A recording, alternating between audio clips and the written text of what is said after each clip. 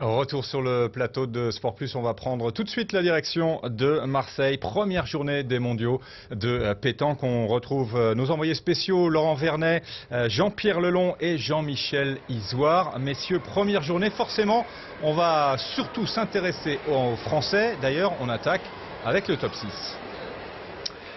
Eh oui, Patrice, effectivement, ici avec le Thaïlandais Sarawoot Sripompeng. La Thaïlande qui, elle, évolue dans un groupe avec les Bermudes, le Maroc et le Sénégal, avec François Ndiaye qui, donc, lui, est juste à côté. La Bulgarie, l'Allemagne, la Russie et l'Italie. Un sacré candidat avec ce jeune Thaïlandais qu'on avait découvert à travers les Masters il y a 2 ans. En effet, et c'est un petit peu la surprise, puisqu'en général, on savait que c'était Pout Saad qui avait remporté 2 titres de champion du monde de tir de précision qui faisait cet exercice, mais on a changé cette année. On a mis Sarawoot. On sait que les joueurs thaïlandais s'entraînent énormément. Ils ont des séances quotidiennes sur le tir de précision. C'est une de leurs particularités, c'est qu'ils s'entraînent énormément au tir. Donc ça va être un client sérieux, puisqu'il a déjà frappé ses 3 premières boules. Alors on explique. 5 ateliers, 5 figures. Voilà, 5 ateliers, 5 figures. Dès qu'on frappe une boule et qu'elle sort pas du cercle, c'est-à-dire que la boule frappée, si elle est juste touchée mais qu'elle sort pas du cercle, c'est 1 point. Si elle sort du cercle, c'est 3 points. Et si on fait carreau, c'est-à-dire si la boule du tireur reste dans le cercle après avoir frappé, c'est 5 points. Donc là, il a manqué sa première boule. Donc là, il en sera à 9 points après la fin du premier atelier. Oui, il y a des distances, 6, 7, 8 voilà. Et 9 mètres, le cercle. Donc là, on commence... 1 mètre de diamètre. Donc on a commencé avec le premier atelier qui est une boule simple, on va dire, à tirer à ces 4 distances. Et maintenant c'est une boule qui est masquée par un bouchon qui est à 20 cm devant la boule. Donc il faut impérativement frapper la boule sans toucher le bouchon.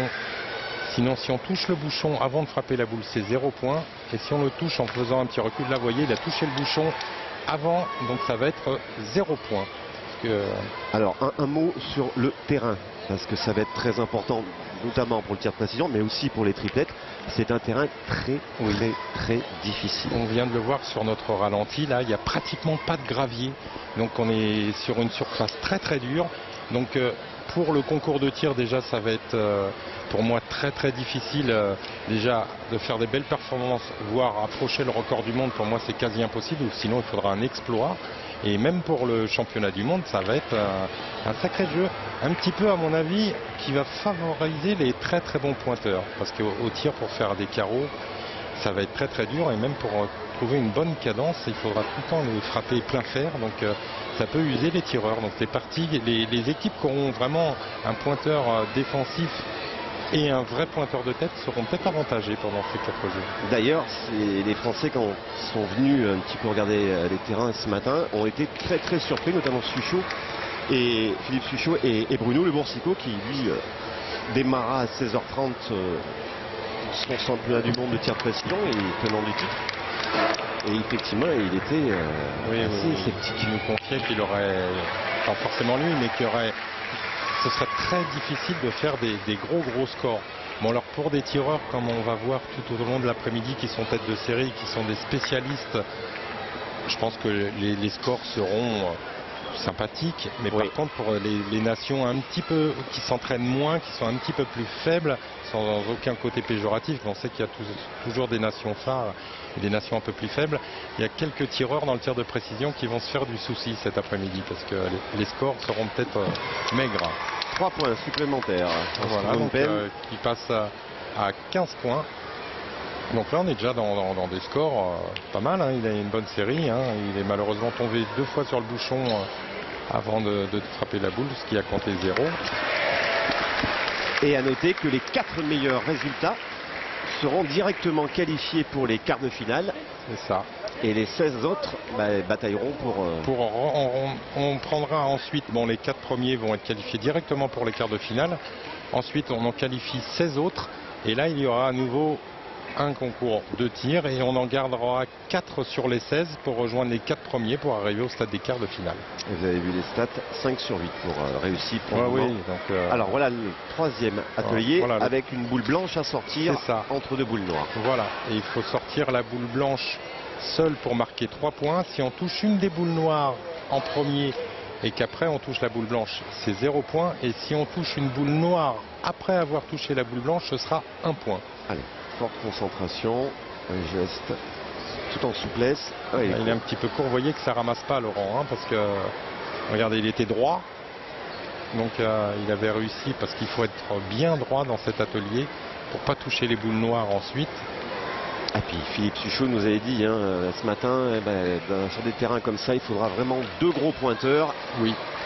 Alors ça nous inquiète un petit peu ce que nous dit Philippe, puisqu'on sait qu'on a quand même avec une cette équipe de France très offensive. Voilà.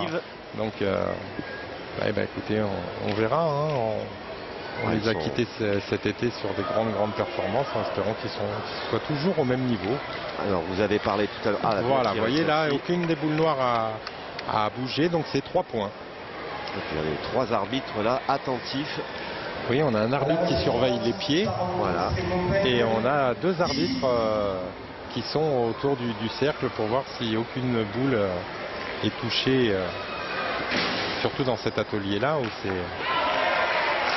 Alors effectivement, vous parliez de record. Bon, on est à moins d'une superbe surprise, mais bon, je pense que le record de Christophe Céliat à 67 points risque pas d'être battu. Ou alors pas pendant ces 4 jours. Je pense pas, mais sinon il va falloir un tireur qui soit vraiment... Là, vous voyez, il a fait carreau, mais malheureusement la boule noire a bougé, donc il n'aura qu'un point, malgré qu'il ait fait carreau. Parce qu'il faut impérativement que les boules noires ne bougent pas du tout. C'est pour ça que je vous disais, Laurent, que c'est spectaculaire, mais qu'il faut une précision vraiment chirurgicale pratiquement, parce que là, vous voyez, il a fait carreau, mais ça compte qu'un point. Alors, ce tir de précision, il est assez récent. Hein, ça a été instauré au début des années 2000, avec notamment notre quinquin national qui avait remporté les 4 premiers titres de champion du monde du tir de précision. Et puis après, vous l'aviez dit en plateau, pendant pas mal d'années, on est passé à côté de cet exercice. Et pourtant, jusqu'en 2010. On a eu des bons tireurs, puisqu'on a eu Philippe Suchot qui l'a fait, Pascal Muley qui l'ont fait. Ils n'ont jamais réussi à s'imposer dans cette discipline qui est assez spéciale. Et jusqu'à Bruno Le Boursicot, donc qui s'est imposé il y a 2 ans. C'était un peu spécial.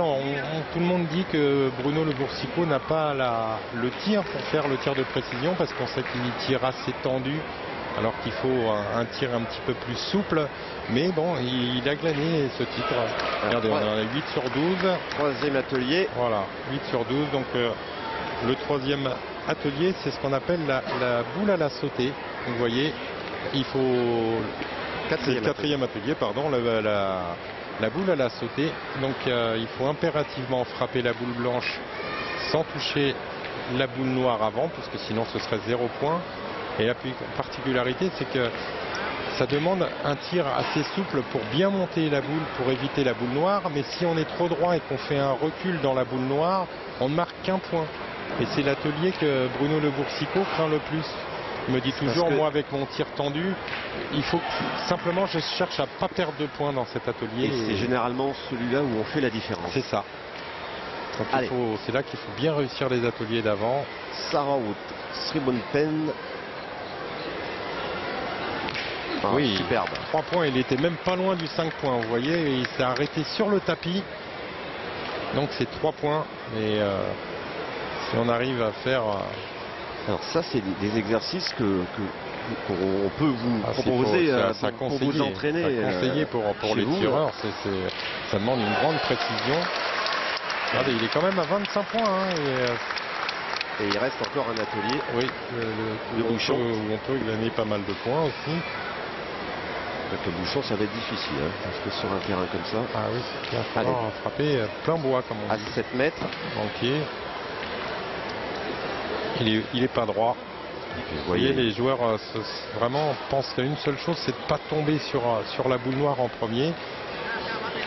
Et en plus, il ne faut pas être trop droit parce que si on fait ce petit recul là, on peut marquer qu'un point. Donc, Alors, donc nous suivons pour le moment la Thaïlande. Après, nous aurons là aussi un sacré candidat. et un spécialiste. Avec le malgache Thierry Bézandry. On va dire l'invité de la dernière heure quasiment. Voilà. Parce qu'on ne pensait pas qu'il ferait partie de l'équipe de Madagascar. Puis derrière, nous aurons l'Espagne avec Roberto Carlos Lopez. Qui avait fini 3e au championnat du monde. Voilà, c'est frappé encore pour Sven Pang sans avoir touché la boule noire. Donc 3 points supplémentaires. Oui, les joueurs espagnols qui s'étaient hissés à la 3e place quand Bruno Le Boursico avait été champion du monde. Donc un sacré candidat. Et puis derrière, nous irons retrouver notre ami Claudie Webel pour la Belgique. Oui, qui a été plusieurs fois vice-champion du monde de cet exercice et qui avait été voilà, pendant un temps, qui avait été recordman du monde. Puis derrière, nous irons du côté de Tahiti. Ben là, c'est aussi une surprise puisque le vice-champion du monde qui jouait pour Tahiti n'a pas été reconduit dans la sélection. Donc c'est un nouveau tireur tahitien qu'on va découvrir. Aïmou. Ouais. Et puis derrière, nous finirons à 16h30 avec la France et Bruno Le Boursico. Notre champion du monde en titre de cet exercice. Voilà, vous avez le planning pour cet après-midi. Que du beau monde. Les meilleurs sont là. Et là, on s'arrête à 28 pour le moment avant le dernier atelier pour notre ami Sridung Singh. Donc là, on va passer au tir au bouchon. Le bouchon est à 20 cm derrière le tapis. Donc vous voyez, il n'y a pas beaucoup de distance. Donc si le bouchon est touché, mais qu'il reste dans les limites du cercle, c'est 3 points. Et s'il sort du cercle, c'est 5 points. C'est-à-dire que là, on en est donc à 28. Il pourrait monter au maximum à 48. Il en est à 10 boules sur 16. Donc c'est une moyenne raisonnable. Et donc on se dit qu'avec 2 bouchons, avec 38, ce sera un score pas mal pour un début. Il peut espérer être déjà dans les 16, voire peut-être dans les 4. Ah, donc là, ça va être 3 points. Parce que le bouchon a bougé. Il n'est pas sorti des limites du cercle, mais il a bougé.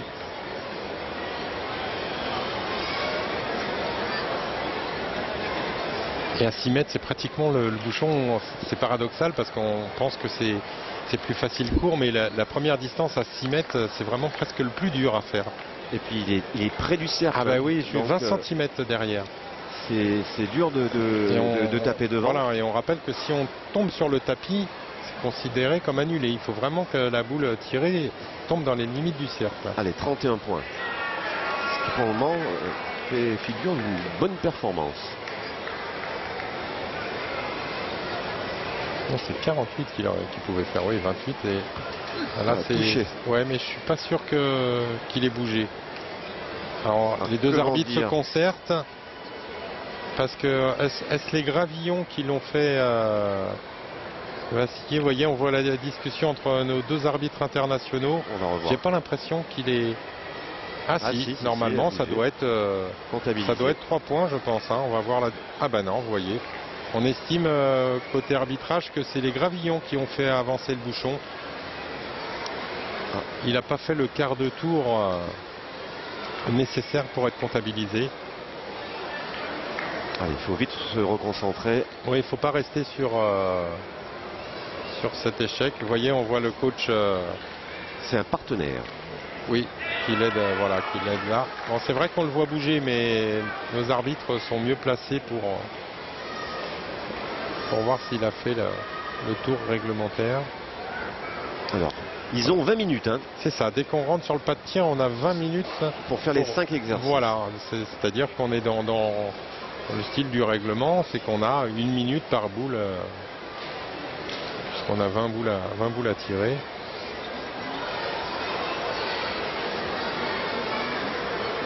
Ah là, vous voyez, il est court, il est tombé sur le tapis. Là, ça serait bien qu'il tape encore un bouchon parce qu'avec 36, il se placerait pas mal. Alors il y a des tireurs qui vont mettre un petit peu plus de temps. Il y en a qui le feront en moins de 20 minutes. Hein, parce qu'il y a des joueurs qui ont besoin de plus de concentration que d'autres. Les joueurs de Thaïlande sont souvent très appliqués, très méthodiques. Donc,